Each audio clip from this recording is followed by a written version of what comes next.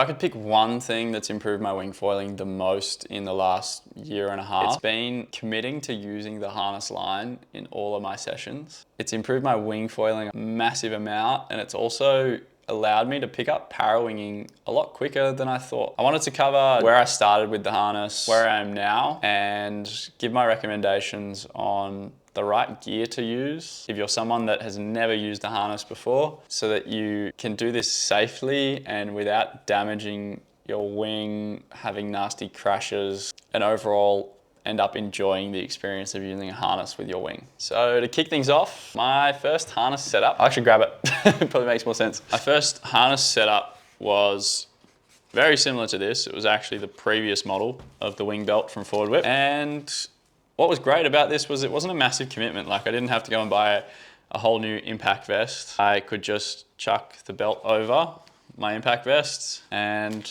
I had the hook ready to go.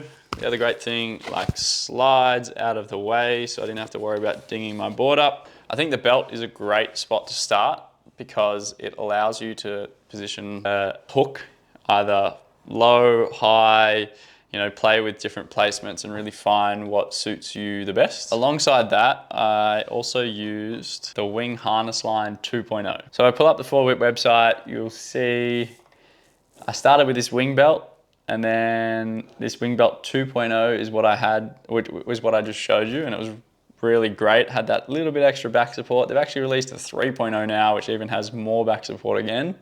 So a really great option to kick off with if you don't want to have to go and buy a brand new impact vest, or if you're someone that doesn't like riding with a life jacket sort of thing. It's a nice minimal setup. You can run your board leash and your wing leashes to it as well. And the product that I paired that with was the Wing Harness Line 2.0. I really, really like this as an option for beginners to get into using harness lines. There's two reasons for that. It's elastic. It gets out of the way and allows you to have a slightly longer line that feels like a shorter line when you're not hooked on. And the other reason is this quick release. Super underrated feature. If you crash when you're in the harness, for beginners, they might get a bit stressed out and they feel like they're stuck under their wing and things are hooked on. And if you really need, you can just flick the switch. It's a magnetic buckle. I've tested these. I've really loaded them up. They last a really long time. And yeah, it's just a magnetic quick release buckle. Undoes super easy if you're stressed out. And then you can just hook it back together once you get on your board really easily. No need to untie knots or anything like that. So it's a really great option for beginners. The material is really great as well. It allows you to sort of move the wing around on your hook. You can actually slide it because of the webbing and reposition it to get the balance point right. So this is kind of what makes up the beginner setup for me. It's most likely a belt with this Wing Harness Line 2.0. The belt giving you the flexibility to move it higher up. If you want to go for that chest hook style, you can sort of tighten it up and put it over an impact vest, or run it nice and low and, you know, get more of that sort of kite-ish style or windsurfer style harness setup. And the quick release coming in handy for beginners as well. After this setup, I actually moved on to the Wing Impact Vest. So I'll grab that just so you can have a look.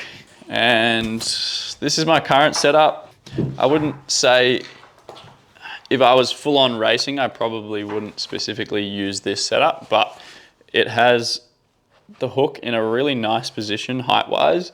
It's not all the way up on your chest. It's not all the way down where like a standard windsurfer harness would be. It's kind of that little bit higher. And what's really great about that is it allows you to run a shorter harness lines. If you don't want to run something that's elastic and gets out of the way, you can run it really short and it'll still be out of the way because of it being short. So yeah, the impact vest is great for that reason. And you can run your leashes to the front and to the back for board leash and for wing leash, and it's just a really clean setup. So that's like my middle ground. I'll pull up the leash that I use. Sneak in the front of the camera here. This is my PPC M1R. Just gotta unzip the bag. So, as you can see, the PPC M1R is a boom setup, and you can see how short that harness line is.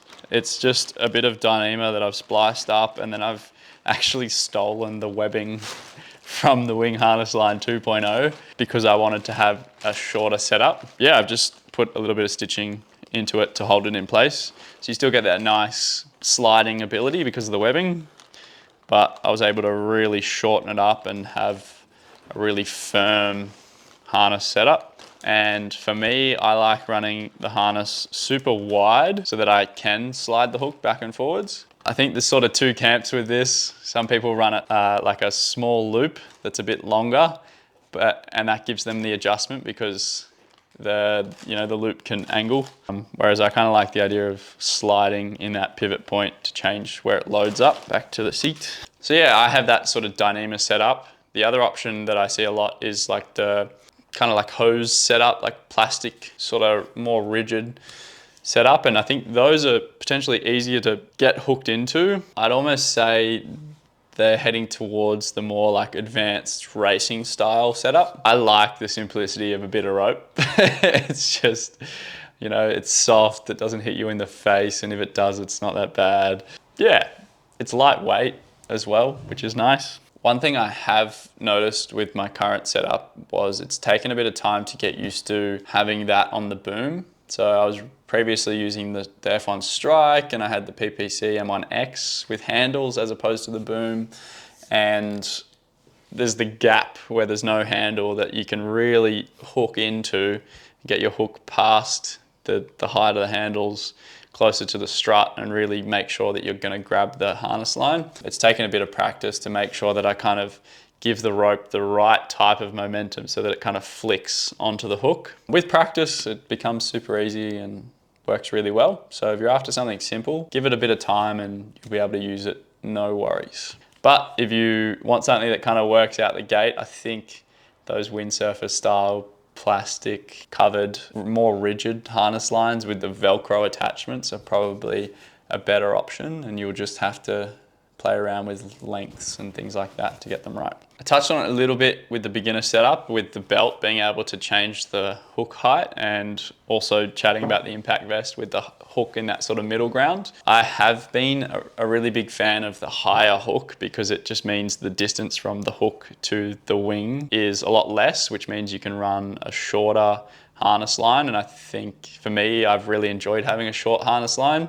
You keep the wing nice and close. You're able to hook it on quite easily, even though it's short. And it helps to get the wingtip a little bit higher away from the water, so you're less likely to catch a wingtip and then end up tipping over on top of yourself and having massive stacks. In saying that, I think any sort of setup that you have, you'll get used to it eventually, and those tip touches on the water they'll occur a lot less. One downside of the high hook that I have found is the way that it loads your back can be a little bit more intense than if you were to have that sort of more of a waist belt style or bucket seat harness. It's definitely something to consider, the way that it loads your back, and potentially for some people it's more suitable to go for that lower hook setup with that longer line. I mentioned at the start that I was going to chat about where I am with my harness line setup, and I kind of alluded to it, to be honest. Now that I've got that PPC M1R, the 6 meter, I'm pushing to use the 6 meter in stronger and stronger wind and seeing higher and higher loads. I think I'm going to trend more towards the windsurfer style. I think I want to potentially going to try either this waist foil harness 3.0, or they have like a wing wind hybrid belt. Just think it will load my back up a little bit more evenly, and I'll be able to push more pressure through the harness than ever before. And I think that sort of leads into the advanced setup of wingfoil harnesses. If you look at any of the top guys in wingfoil racing tend to have an adjustable harness line.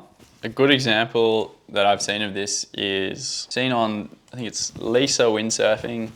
They have, let's see if I can pull this up. There we go.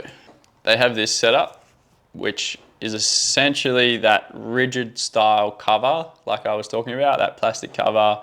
It's got a cleat that you can adjust, and they have an option with a mono attachment or a duo attachment. But most of the wingfoil racing guys that I've seen have some sort of setup along these lines that allows them to get that little bit of adjustment and sort of change the pivot point of the loading. And if we look at some potentially, going back to Mattis, you can actually see he's kind of running that impact vest height that I have, but it's a metal hook. I think he usually runs the belt, so a bit more back support as well. So I'd say that's kind of your advanced racing style if you're really trying to carry big wings. Yeah, you can see that harness line there, and then the metal hook that's sort of kind of at your sternum height, I guess, but with nice back support. Yeah, you can see that he's using the Lisa windsurfing harness line. There you go. So for 90% of people, this setup's probably a bit overkill. I like where I've kind of settled with the impact vest and the nice bit of rope. But if you're someone that needs a bit more back support, then I'd probably look at something like the Forward Whip Wing Wind hybrid belt. It has that nice tall amount of support. But yeah, I think there's nothing wrong with a bit of rope as a harness. I think if you're someone that's never used the harness, then the Wing Harness Line 2.0 is a good option just to have that safety net to be able to get out of it in case you get yourself into a bit of trouble. But yeah, that's harness lines for wing foiling. And if you like this video, I think you'll like these ones, so go check them out.